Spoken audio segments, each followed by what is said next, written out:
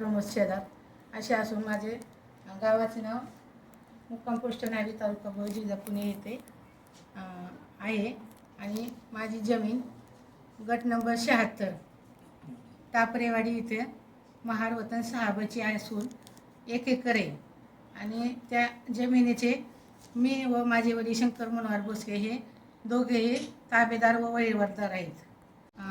जयवंत सावंत याचा गट नंबर 77 आहे आणि त्याने अतिक्रमण करून आमच्या 76 गटात त्याचे 77 गटाचे बोगस कागदपत्र जोडून 20 कनेक्शन घेतले आणि त्यासाठी ते 20 कनेक्शन बंद करावे त्यासाठी आम्ही आमरण उपोषणासाठी बसणार आहे। येण्यापासून मज्जाव काढतात आणि जातीवादी शिवीगाळ करतात।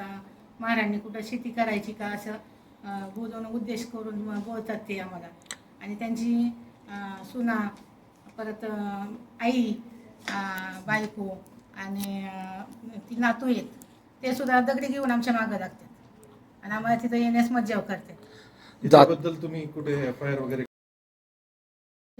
येण्यापासून मज्जाव काढतात आणि जातीवादी शिवीगाळ करतात। महाराणी कुठं शेती करायची का असं बोलून उद्देश करून बोलतात ते आम्हाला आणि त्यांची सुना परत आई बायको आणि ती नातू आहेत ते सुद्धा दगडी घेऊन आमच्या मागं लागतात आणि आम्हाला तिथं येण्यास मज्जाव करतात। त्याबद्दल तुम्ही कुठे एफआयआर वगैरे शेलार यांची जी गाव मोजे टापरेवाडी तालुका भोर इथं गट नंबर 76 मध्ये जी विहीर आहे त्यामध्ये गट नंबर 77चे जे दावेदार आहेत जयवंत एकनाथ सावंत यांनी 2 वीज कनेक्शन घेतलेले आणि त्याच्या विरुद्ध त्यांचा कोर्टात खटला चालू आहे।